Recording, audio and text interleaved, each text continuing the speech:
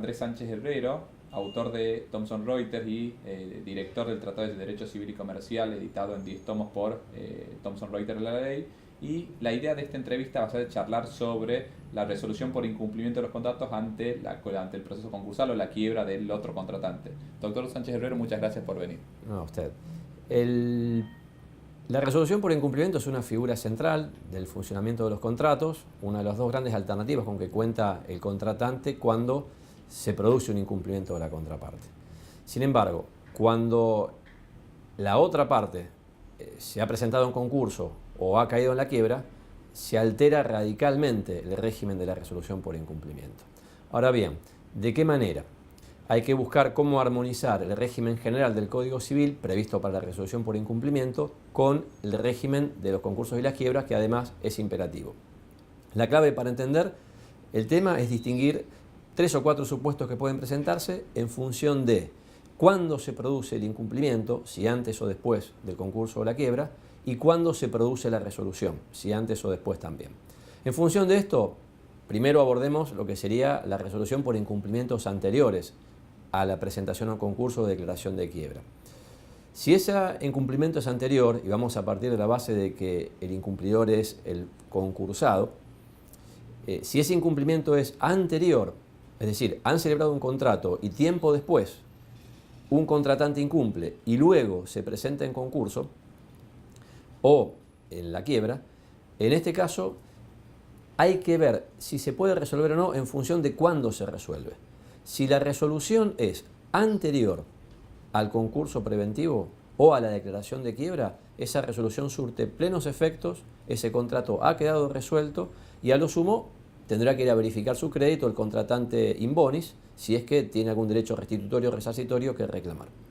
Bien, y si el momento de la resolución es posterior a la apertura del proceso concursal o la declaración de quiebra. Y acá cambia radicalmente la situación, porque si bien tenía derecho a resolver el contrato, una vez que se ha presentado en concurso declarado la quiebra, el otro contratante, el contratante in bonis ya no puede resolver ese contrato, queda sometido completamente al régimen imperativo de la Ley 24522 de concursos y quiebras. Doctor, usted viene hablando o recalcando mucho el antes y el después de la resolución, dependiendo si es antes o después de la apertura del proceso concursal o de la declaración de quiebra. ¿De qué depende que entre la resolución en una u otra de esas categorías? La clave está, para entender esto, volvemos al régimen general, en recordar que la resolución por incumplimiento se puede hacer por vía extrajudicial o en forma judicial.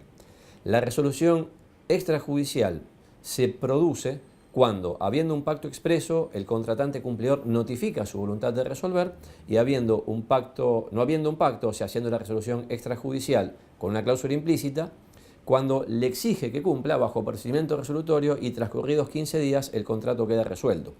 Por lo tanto, respondiendo a su pregunta, cuando la resolución es extrajudicial es anterior cuando se ha producido extrajudicialmente antes del concurso o la quiebra. En cambio, cuando es judicial, lo que se requiere no es que la sentencia declare la resolución, sino que el factor relevante es cuándo se presentó la demanda.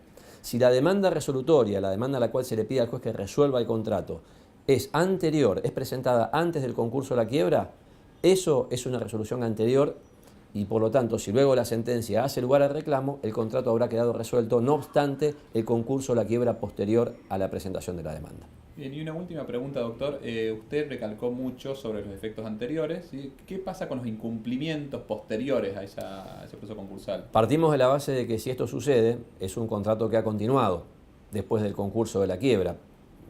Seguramente habrá de por medio en el concurso y en la quiebra necesariamente una autorización judicial para que esto suceda. Entonces ese contrato continuó.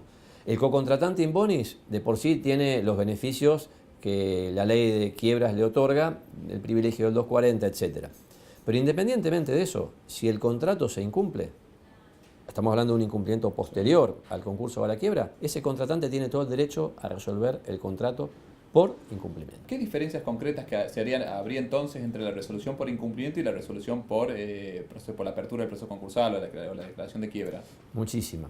Los nombres son los mismos, resolución, y evidentemente Ambos modos extintivos del contrato comparten notas comunes. El contrato se extingue, la ineficacia es retroactiva, las partes quedan liberadas de cumplir sus obligaciones de ahí en adelante, pero a partir de ahí empiezan las diferencias.